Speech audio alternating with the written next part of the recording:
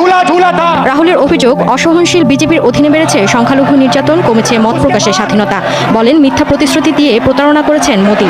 গুজরাট এবং উত্তরপ্রদেশ রাজ্য দুটিতে মুসলমানদের বসবাস করাই এখন কঠিন হয়ে পড়েছে। রোজ আমাদের একটু একটু করে মারছে, সরকার আমাদের দম বন্ধ করে রেখেছে। গত 5 বছর ধরে এসব সহ্য করে আসছি, এখন তো আরো বেশি বেশি করে হয়রানি হবে। আমাদের উপর মারধর চলছে, বাচ্চারা স্কুলে যেতে পারছে না, রুটি রুজি নেই। বছর 5 আগেও কিন্তু মুসলিমদের জীবন শান্তিতেই চলছিল, বিয়ে শাদিও ঠিক মতোই হচ্ছিল, কিন্তু এখন সব বদলে গেছে। আবার নতুন করে মার্কিন নিষেধাজ্ঞা আসতে পারে, এমন একটা সম্ভাবনা নিয়ে সামাজিক মাধ্যমে রীতিমতো তোলপাড় চলছে। আসসালামু আলাইকুম রহমতুল্লাহ।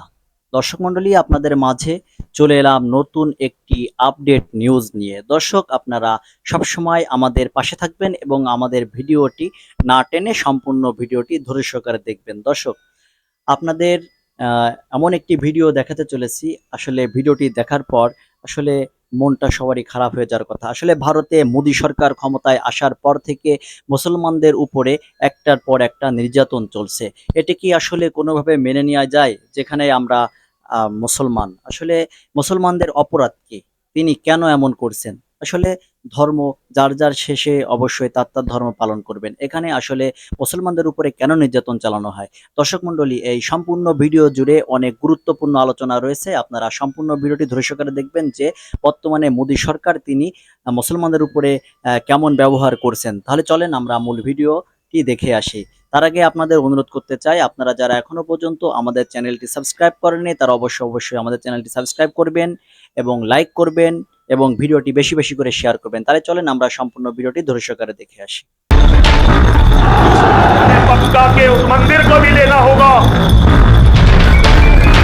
মুসলমানরা ভারতে থাকতে পারে যদি তার ধর্ম পাল্টায়।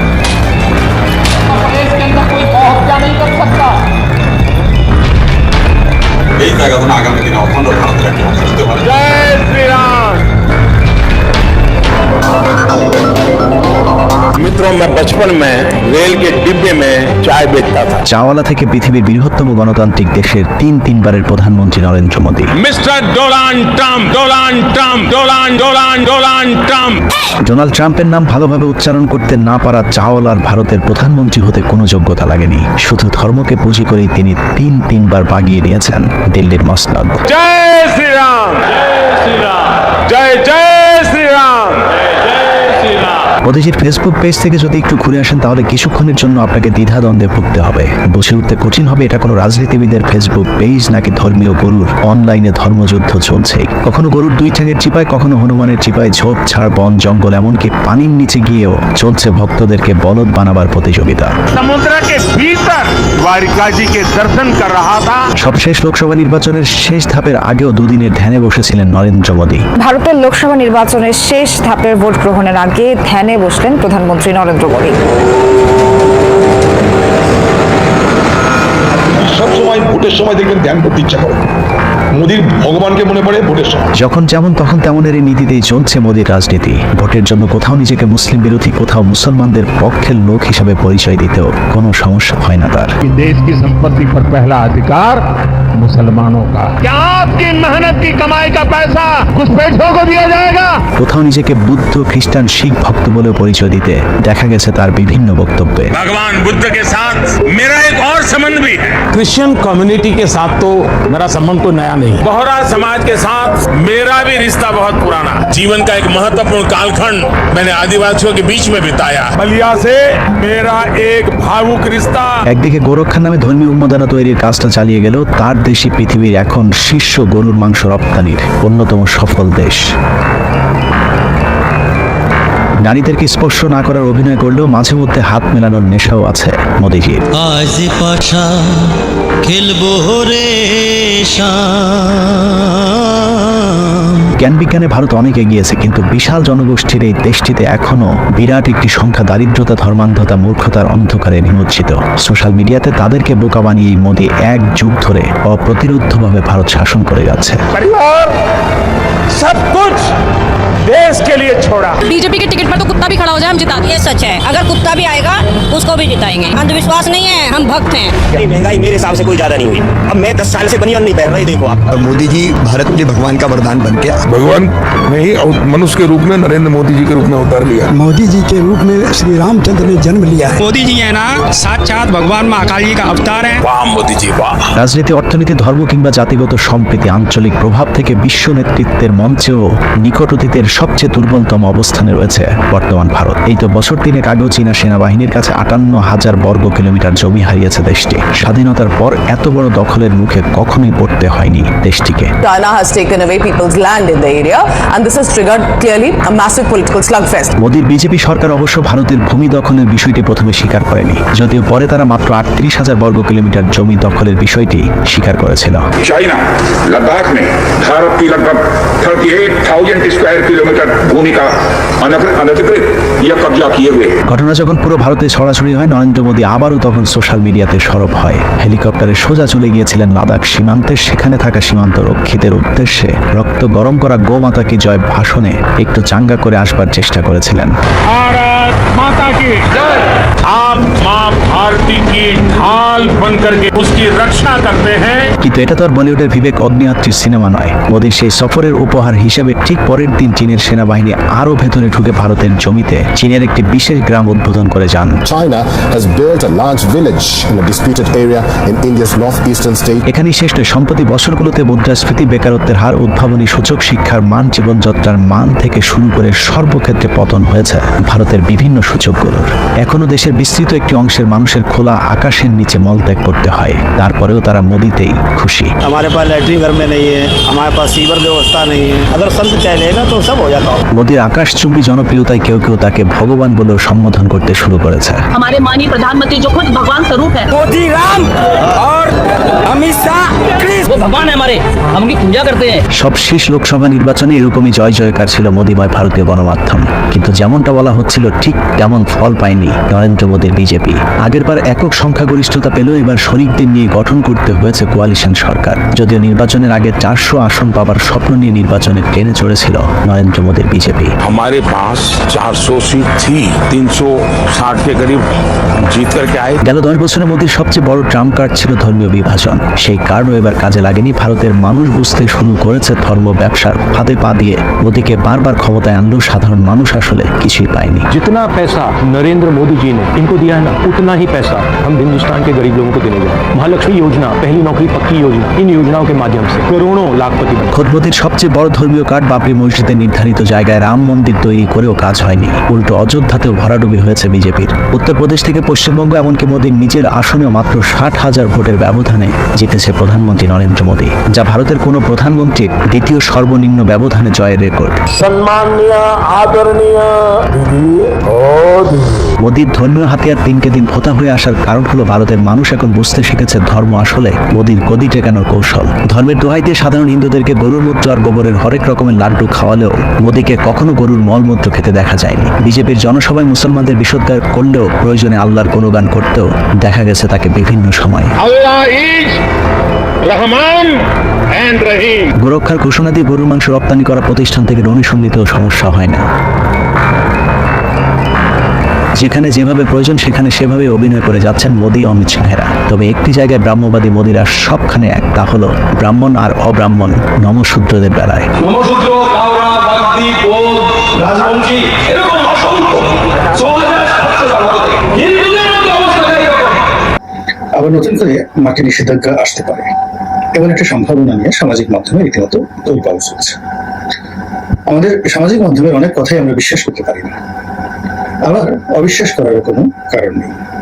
এর কারণ হলো যে অন্তহীন গন্তব্যে আমরা যাত্রা করছি, সেই গন্তব্যে যাওয়ার জন্য না আছে আমাদের কোনো রসদ, না আছে কোনো পাল, না আছে কোনো দিকপাল।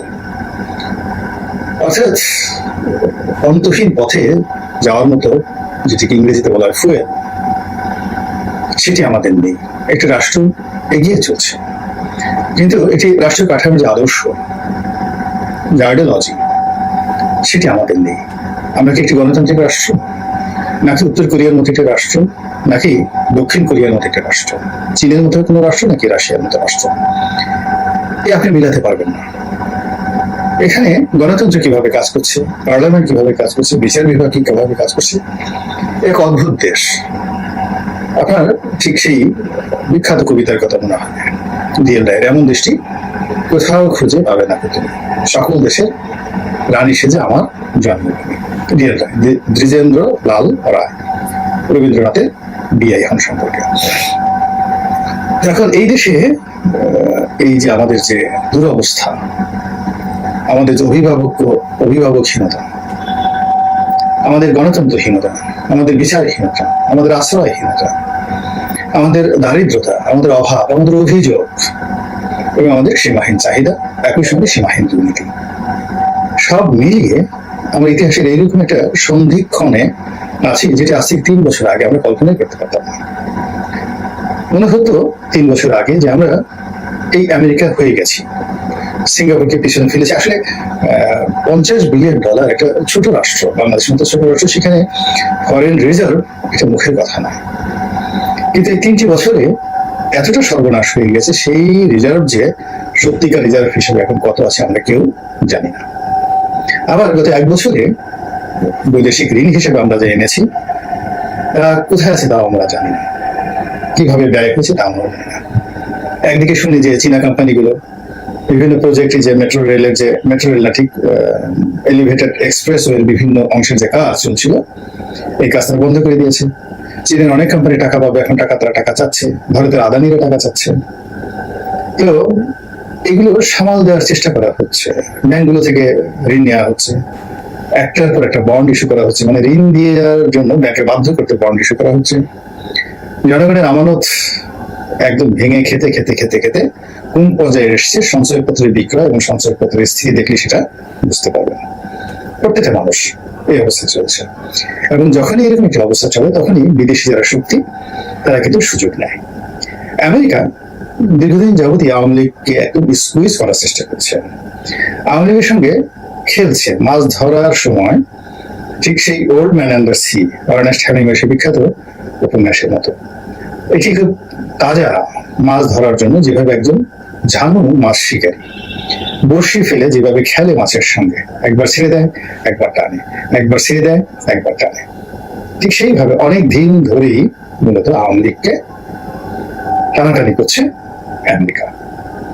কখনো নিষেধাজ্ঞার ভয় দেখাচ্ছে, আবার কখনো নিষেধাজ্ঞা দিয়েই দিচ্ছে, কখনো আপনার IMF কে দিয়ে চাপ দেওয়ার চেষ্টা করছে, আবার IMF কে দিয়ে ঋণ দিয়ে দিচ্ছে বিনা শর্তে। এই যে একবার চাপ এবং একবার টানাটানি, একবার কেউ সম্মান দেখাচ্ছে, আবার সম্মান করছে, কিছুদিন চুপ থাকছে, আবার সরব হচ্ছে, তারপর বিভিন্ন অ্যাঙ্গেল থেকে ফুসফাস করে নানা রকম ভয় এবং আতঙ্ক তারা কিন্তু সৃষ্টি করছে। এই যেমন ধরুন আমরা লেভেল ফুড স্যাংশন, তারপরে ভিসা নীতি, সেই ভিসা নীতির পর মানে বিভিন্ন কথা শুনছি যে বেনজিরকে যেভাবে ধরা হয়েছে এর পিছনে আমেরিকার একটা হাত আছে। এরপর জেনারেল আজিজ, মানে সেনাপ্রধান, তার বিরুদ্ধে যেভাবে ক্লিপ্টোপ্লেসি আইনে তাকে নিষেধাজ্ঞা দেওয়া হলো, এখন বেনজিরের পরিণতি যেন আজিজ ভোগ করে বাংলাদেশে, বিশেষ করে তার দুর্নীতির কারণে। এই বিষয়ে যে তোড়জোড় চলছে বিভিন্ন এজেন্সির মধ্যে, বিভিন্ন প্রতিষ্ঠানের মধ্যে, সরকারের মধ্যে, এবং শেষ পর্যন্ত আসলে আজিজ সাহেবকে ধরা পড়ে গিয়ে হবে। যখন পদ্মা সেতু নিয়ে খুব চক্রান্ত হচ্ছিল আন্তর্জাতিক অঙ্গনে, তখন সরকার কিন্তু বুঝছিল, দুর্নীতি দমন কমিশন বুঝছিল যে এখানে খেলছে বিদেশিরা, কিন্তু পারা যায়নি। তাদের সঙ্গে খেলতে গিয়ে পরাজিত হতে হয়েছিল, অপমানিত হয়েছিল। আবুল হোসেন সাহেবের মতো প্রধানমন্ত্রী খুব প্রিয়জন, তাকে মন্ত্রী পরিষদ থেকে বাদ দিতে হয়েছিল। একজন সিটিং সচিব, কর্মরত একজন সচিব, তাকে একেবারে চোরের মতো সেই দুর্নীতি দমন কমিশনে এনে জিজ্ঞাসাবাদ করে জেলখানাতে পাঠাতে হয়েছিল একজন সচিব। পরে আবার তাকে জেলখানা থেকে বের করে চাকরিতে পুনর্বহাল করা হয়। সিভিল সার্ভিসের ইতিহাসে এরকম ঘটনা দ্বিতীয়টি ঘটেছে কিনা আমি জানি না।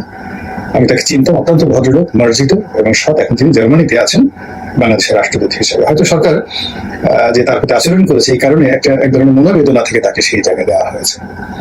তো সরকার ওই সময়টিতে সচিব মোশাররফ সাহেব কিংবা আবুল হোসেন সাহেব মন্ত্রী তাদেরকে রক্ষা করতে পারেনি। যেভাবে এখন বেনজির সাহেবকে রক্ষা করতে পারছেন, আজিজ সাহেবকে অনাগত দিনে যেভাবে জালে জড়ানোর চেষ্টা হচ্ছে, তাকে রক্ষা করা যাবে না।